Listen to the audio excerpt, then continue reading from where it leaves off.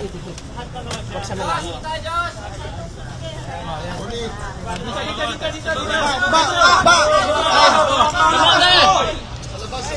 Sa labas! Sa labas! Para maluwag!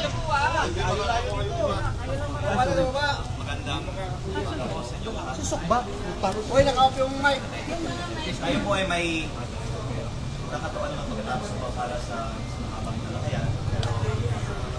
Una tayo ay narito ngayon sa Manayan Regional Trial Court para mag-file ng kaso laban kay PCO Undersecretary Claire Castro dahil sa kanyang libelous statements tungkol sa aking solar business. Hindi ko po binenta ang prangkisa dahil wala akong kumpanyang may prangkisa na binenta ko. Ang binenta kong kumpanya ay walang prangkisa.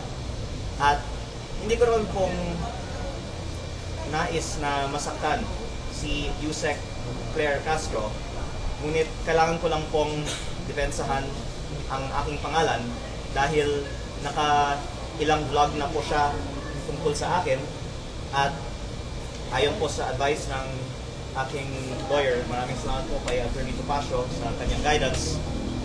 Napakarami pong grounds po of Attorney Topacio. Pagpaplanuhin natin pa po ang iba pang mga legal na hakbang in response to all of these libelous statements. Pero ang pangunahing pakay ko po ay depensahan ang aking pangalan at gusto ko pong linawin.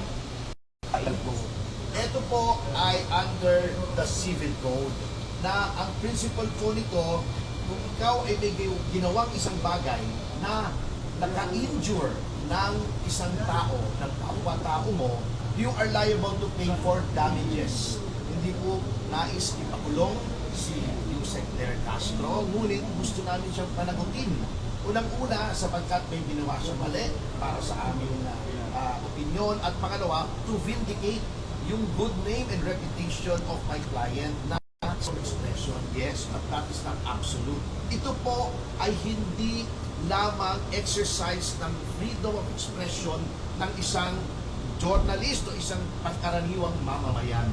This is a targeted attack against Congressman Leviste for being a critic of the government.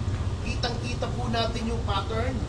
Inumpisahan po ni Ombudsman Boyeng Remulla, na alam po naman natin na utang niya ang kanyang pagiging ombudsman sa pamimilipit at pagbabraso ng Malacanang. Nilabas yung maling issue na binenta daw yung prangkisa at sinundan niya ito bilang spokesman ng presidente.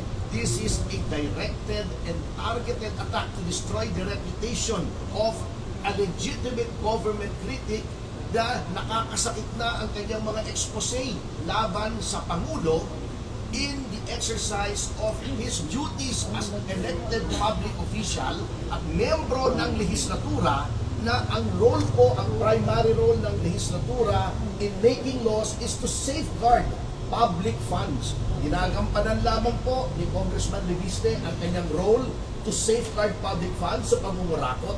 Dahil po dyan siya ay siniraan. Hindi na po exercise siya ng freedom of expression. That is a malicious First attack. ko na lang tayo. Yes. Para makapag-file na kayo. So, File na lang tayo. gusto ko lang pong linawin na we'll have more time. Yes, yes. Pero ang nais ko lang pong linawin ay nothing personal against anyone in government. Ayoko pong masaktan si Yusek Claire Castro at hindi ko po din kaaway ang administrasyon. Sila po ay nagpahayag tungkol sa akin, kaya ngayon po ako po ay sumasagot.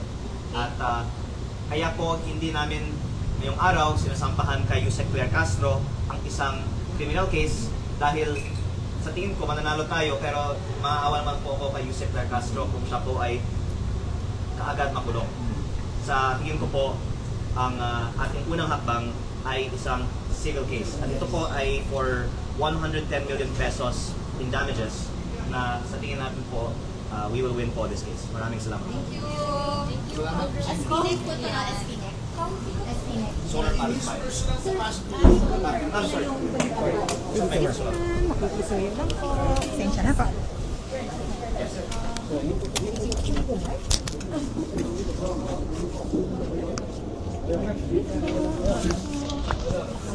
Ako, kikitaan lang. Ayoko na. Kikitaan lang, sir.